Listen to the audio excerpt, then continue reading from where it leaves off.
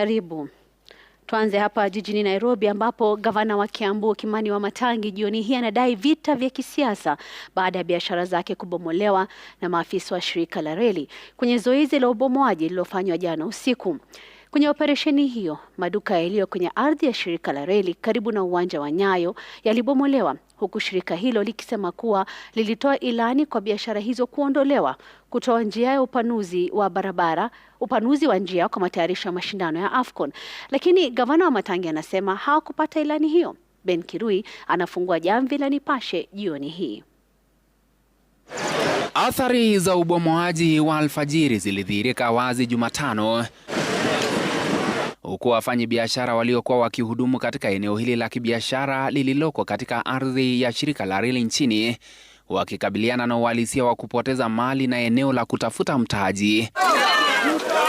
Gavana wa Kiambu Kimani Wamatangi amelaani zoezi hilo na uharibifu wa mali yake yenye thamani ya mamilioni ya pesa, akidai kulengwa kisiasa. Nilienda mpaka kule kwa watu wa reli, nikachukua lease ya 65 na nilalipanga kila mwezi tunalipa, lakini haya ambayo yametokea leo ni mipango ya siasa.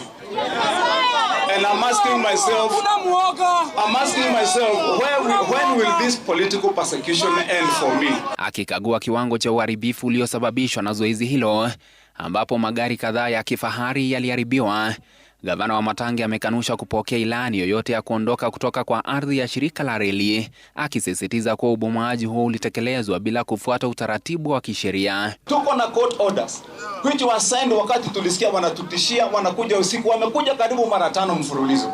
Lakini jana wamekuja mpaka kupiga risasi, kupiga mpaka tear gas, ndio wafaulu kwa ile kitu yenye walikuwa wanakuja kufanya. Shirika la reli nchini kupitia taarifa limesema kuwa wote walioko katika hifadhi ya reli waliarifiwa mapema na kupewa ilani za kuondoka kupisha ujenzi wa kituo cha reli kama sehemu ya maandalizi ya mashindano ya kombe la mataifa ya Afrika AFCON mwaka ujao. Shirika hilo pia limeeleza kuwa uwanja wa Nyayo ulio karibu na eneo lililobomolewa umetengwa kama kituo cha operesheni na mafunzo wakati wa mashindano hayo.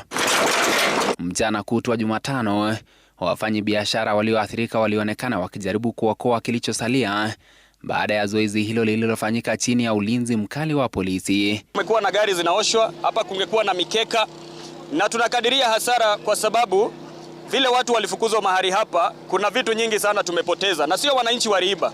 Kwa hivyo hilo swali tunauliza polisi, vitu zilienda wapi? Watu wale wote walikuwa wanafanya kazi hapa kweli wataenda wapi?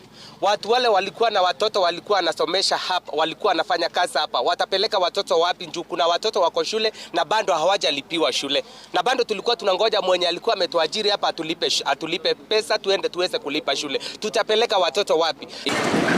Iwapo ubomoaji ulifanyika kisheria au la, maswali mazito yanaibuka. Yani, kwa nini shughuli hii ilifanyika usiku wa manane, na ni kwa nini wamiliki wa biashara na wateja hawakupewa fursa ya kuondoa mali zao licha ya kuwepo kwa amri ya mahakama?